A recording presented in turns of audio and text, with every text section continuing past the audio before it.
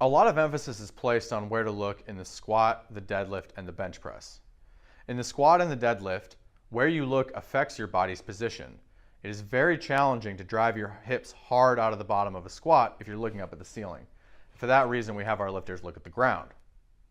In the bench press, it's important to look at an unmoving reference point against which you can compare the position of the bar in your peripheral vision. In the press, you also want to look at an unmoving reference point about head height, if not a little higher, and this is for two reasons.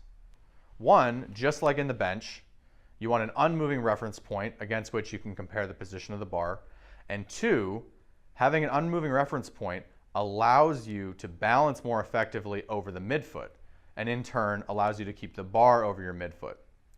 Anyone who's done a really heavy set of presses, whether that's a set of 5 or singles or doubles, they know that if that bar gets forward of the midfoot even a half inch, the press is going to fail. Now, the worst case scenario is that you have a mirror. And a mirror allows you to see all the distractions behind you. It allows you to be distracted by your own body moving, and it also distorts distance.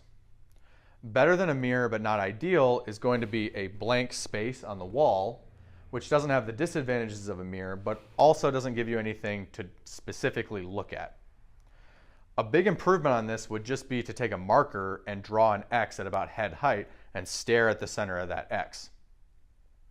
Now on my West squat rack, I have a belt rack that I have lifters look at the hooks on. But on my East squat rack, I didn't have anything. And so I had some paintings at my house that I had done that I brought in. And although it looks like decoration, it actually serves a very important purpose. It allows the lifters to look at something specific. So if I see a client looking around, I don't tell them look at the painting or look forward. I tell them look at a mountain peak on the painting, look at a cloud on the painting, look at the moon.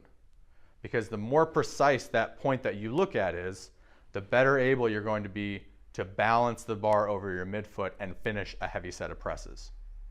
So if you're listening to me thinking, you know, I don't really know where I do look when I press, chances are you're not looking at a specific spot and you would benefit from doing so. So get a marker out, draw an X on your wall, and stare at that point when you're pressing next time, and I think you'll find your ability to finish a heavy set of presses much easier. So try it out, and thank you for watching.